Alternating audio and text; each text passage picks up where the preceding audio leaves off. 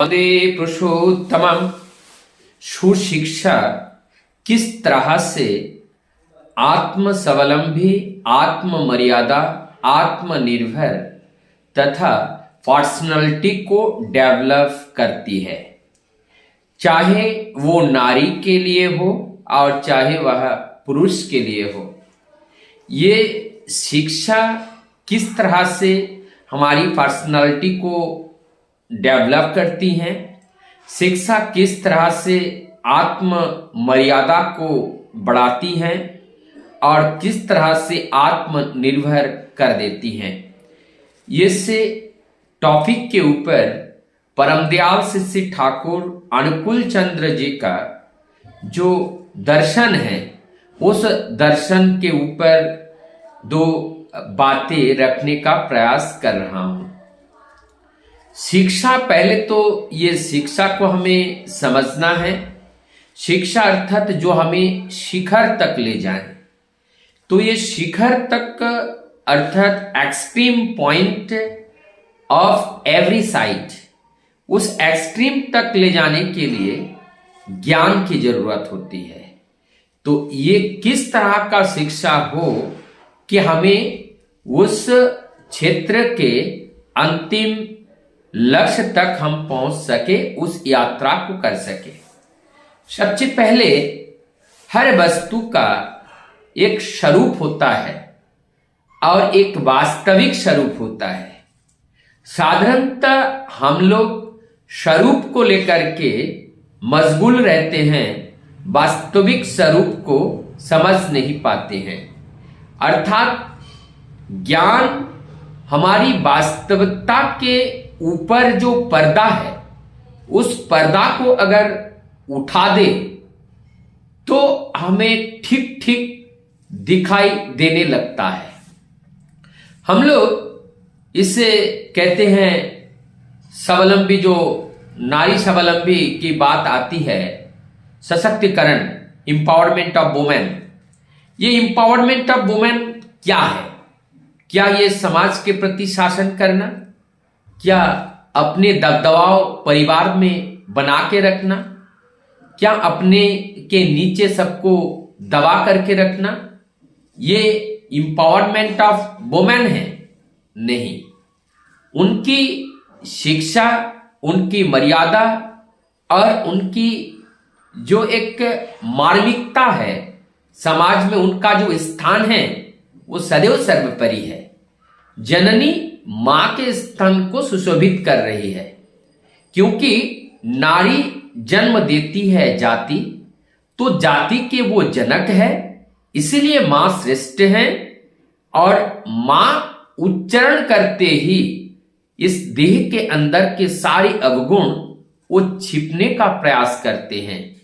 इसीलिए मां के स्थान प्रकृति ने श्रेष्ठतम स्थान पे बैठाया है। यहां पर किसी को और श्रेष्ठतम करने की जरूरी नहीं है। मां परिमापित करती है एक संतान की, परिमापित करती है एक परिवार की, परिमापित करती है एक समाज की और परिमापित करती है एक राष्ट्र की। तो राष्ट्र निर्माता के रूप में अगर हम देखें तो नारी राष्ट्र निर्माता की सर्वप्रथम इकाई है। इसीलिए प्रत्येक नारी को आत्ममर्यादा एवं स्वाभिमान इसको बरकरार रखने के लिए उनके अंदर पर्सनालिटी अर्थात व्यक्तित्व डेवलप करने की जरूरत है। और वो व्यक्तित्व क्या है? वो व्यक्ति के जो तत्व, वो तत्व जो है वो परम पुरुष का जो सत्य तत्व है, उस तत्व को जागृत करने की बात यहां पर बताई गई है।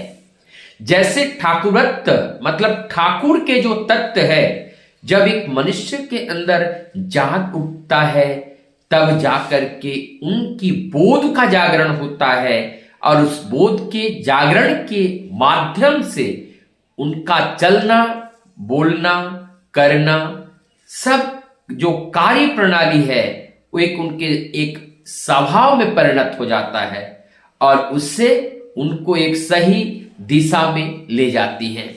नारी पहले वो एक कन्या के रूप में अपने मायके में माता पिता के आश्रय बन करके वो रहती हैं। जब वो सुशिक्षा को प्राप्त करती हैं तो धीरे धीरे उनके अंदर का आत्मबल बढ़ती हैं, वो स्वावलंबिता की ओर जाती हैं।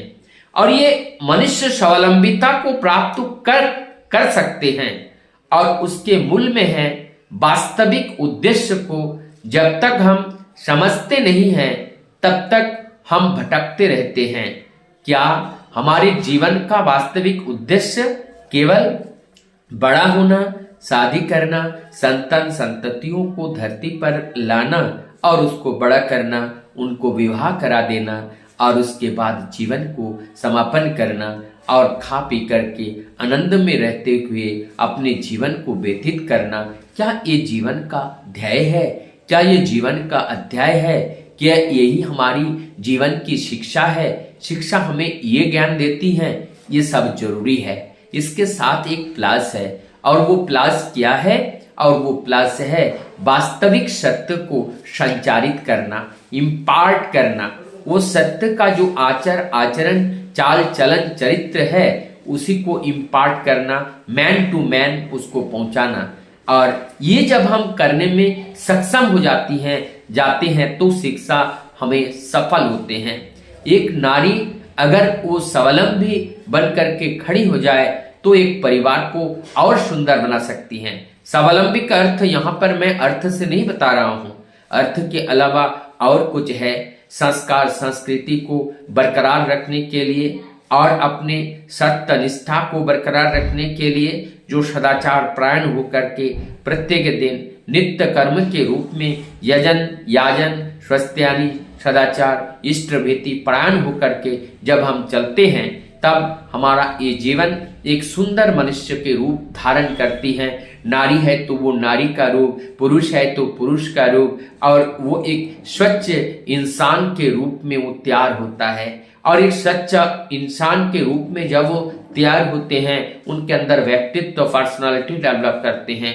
जब तक हम सत्य निष्ठा से भरे हुए एक व्यक्ति के रूप में हम उभर नहीं पाते हैं तब तक हम अपने आत्मबोध, हम अपने व्यक्तित्व पर्सनालिटी को डेवलप नहीं कर सकते हैं। तो ये चीजें हमारी जीवन की जरूरत है। और जब एक नारी की शिक्षा के द्वारा, शिक्षा के माध्यम से, संस्कार के माध्यम से, बोधि के माध्यम से चारों ओर से जब निपुण हो जाती हैं तो वो अपने पैरों में खड़ी हो जाती हैं तो एक अच्छे संतान, ये सुसंस्कृत संस्कारी संतान इस धरती पर लाने की योग्य हो जाती हैं। वो अपने पति को परमेश्वर की ओर ले चलने के लिए वो सक्षम हो जाती हैं। समाज की अहितकर कृत कार्य के सामने वो एक जो शक्ति रूपिणी के रूप में वहां खड़ी हो सकती हैं। वीर वीरांगनाओं की तरह खड़ी होकर के वो दुष्ट को दमन करने की साहस उनके अंदर जन्म लेती हैं। ये है नारी की सशक्तिकरण। नारी का सशक्तिकरण का अर्थ ये नहीं पुरुष के ऊपर राज करना। नारी का सशक्तिकरण का अर्थ है कि सबको सही दिशा में लेकर के समाज को एक पुनर्निर्माण करना, एक वैदिक समाज का निर्माण करना, एक संस्कारी समाज का निर्माण करना, जिस समाज में फल फूल, जिस समाज कुछ देता है, जो समाज रास्ता दिखाता है, जो समाज पूरे जगत को नए राह दिखाता है, ऐसे समाज निर्माण के लिए माताओं का बहुत बड़ा योगदान होता है। क्योंकि माताओं की संख्या संपूर्ण विश्व में आधा है, 50% है। इसलिए नारी शक्ति का सशक्तिकरण के माध्यम से समाज को सही दिशा में देना एक बहुत बड़ा कदम है। लेकिन उस कदम को शक्ति से नहीं, उस कदम को अपने बोधि शक्ति के द्वारा, अपने ज्ञान शक्ति के द्वारा, अपने कर्तव्य शक्ति के द्वारा, अपने चरित्र शक्ति के द्वारा, अपने निष्ठा शक्ति के द्वारा, अपने भक्ति शक्ति के द्वारा ही शक्तिमान बनाना है। तभी देश का उद्धार और जगत का उद्धार होगा। वंदे